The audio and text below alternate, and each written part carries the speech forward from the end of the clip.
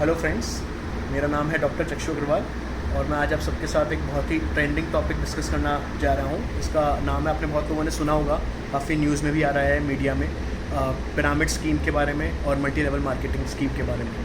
But इनका कहीं भी क्लियर वर्जन नहीं दिखा मुझे कहीं भी। तो इस टॉपिक पे और क्लैरिटी लाने के लिए, ताकि आप लोग अच्छे से खुद डिसाइड कर पाएँ कि कोई चीज़ पिरामिड स्कीम है भी या नहीं, उसके लिए मैं ये वीडियो लाया हूँ।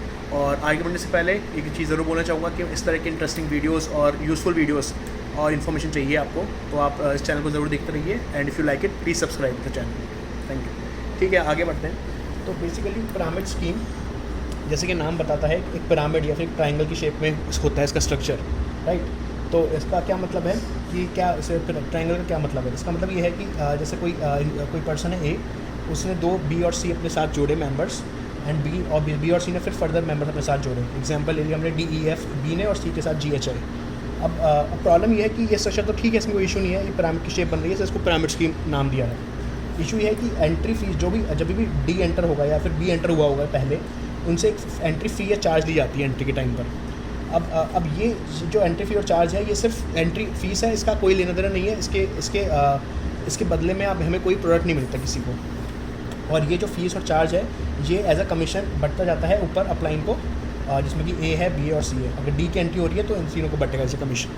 तो this is known age pyramid scheme, और ये चेन सिस्टम की तरह है। बिकॉज ए ने एक बनाया, ए ने बनाया, और फिर साथ में बी को जोड़ा, और बी ने फिर फर्दर सी को जोड़ा, बी ने फिर फर्दर डी को जोड़ा, और यहाँ पे ए ने सी को भी जोड़ा। तो एक तरह से एक चेन बनता जाएगा। अब चेन सिस्टम की प्रॉब्लम ये है कि ये सस्टेनेबल नहीं होता मॉडल। वाई? क्योंकि एक पॉन्जी लाइक सिस्टम है।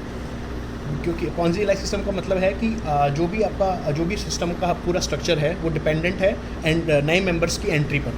क्योंकि नए मेंबर्स की एंट्री को उनसे फीस लिया जाता है, उनसे चार्ज लिया जाता है। तो एक तरह से ये सिस्टम सिर्फ इसी बात पर डिपेंडेंट है कि आप कितने मेंबर्स कितनी जल्दी जोड़ सकते हैं। ठीक है, कितने ज़्यादा मेंबर्स को कितना ज़्यादा जोड़ेगा, उतना ज़्यादा कमीशन आता है। तो ये ऑब्वियसली अनसस्टेनेबल और पॉन्जी स्कीम है, और इसलिए इलीगल है। गवर्नमेंट ऑफ इंडिया ने भी और कई कंट्रीज़ ने वर्ल्ड वाइड इसको इलीगल माना है, पिरामिड स्कीम, राइट। इसके ही डायरेक्ट कंपैरिजन में मैं आता हूँ मल्टी लेवल मार्केटिंग स्कीम पे। अब देखने में बाहर से देखने में स्ट्रक्चर दोनों का सिमिलर सा लगता है, बिकॉज यहाँ पे भी पिरामिड सा बन रहा है एकदम इसकी तरह, राइट।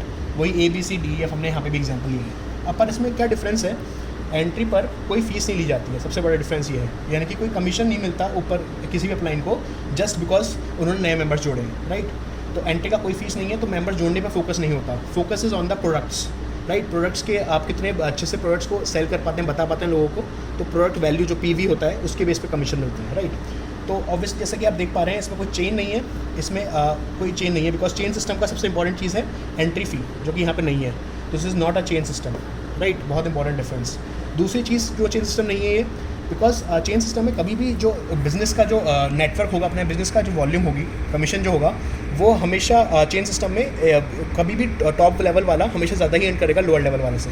फॉर एग्जांपल यहाँ पर अगर A के साथ B जुड़ा हुआ है, तो A हमेशा ज़्यादा होगा B से, B का कभी भी क्रॉस नहीं कर पाएगा A को, बिज़नेस का जो कमीशन है, right. But multi level marketing में यही ब्यूटी है इसकी कि यहाँ पे फ़र्क नहीं पड़ता कि आप लेट जुड़े हैं, जल्दी जुड़े हैं। एज लॉन्ग एज आपका बिजनेस स्ट्रक्चर वाइड और सिंप्लीफाइड और स्ट्रक्चर्ड हो, तो even B can have a better structure than A, and even D can have a better structure than A। तो आप समझ पा रहे हैं, इतना लेट जिसने ज्वाइन किया हो, उसको भी उतनी ही अपॉर्चुनिटी है बिज़नेस बड़ा करने की, जितना कि पहले वाले को है, राइट। तो इसलिए इन सब चीज़ों की वजह से मल्टी लेवल मार्केटिंग एक लीगल सिस्टम है, बिकॉज इसमें ऐसा कोई इशू नहीं है जिसकी वजह से किसी को भी हार्म हो, राइट। तो बेसिकली मैं अगर फ्रेंड्स टेक होम मैसेज देना चाहूँ आप लोगों को, तो शॉर्ट में इतना सा है कि pyramid scheme is illegal in India. Why? Because there is an entry fee, यहाँ पे एक एंट्री फ़ी इन्वॉल्व है, प्लस यहाँ पे बिजनेस स्ट्रक्चर की एक हायरार्की है, हायरार्की सिस्टम या चेन सिस्टम है। A का हमेशा B से ज़्यादा ही होगा, और B का हमेशा D से ज़्यादा होगा। मल्टी लेवल मार्केटिंग में इसके एकदम ऑपोजिट, कोई एंट्री फीस नहीं है, राइट। चेन सिस्टम नहीं है, और स्ट्रक्चर का कोई चेन ऐसे नहीं है कि B का A से भी ज़्यादा हो सकता है, और इवन D का भी A से ज़्यादा हो सकता है, and hence it is legal in India. So friends, take decision wisely और एन्जॉय और टेक केयर। Thank you.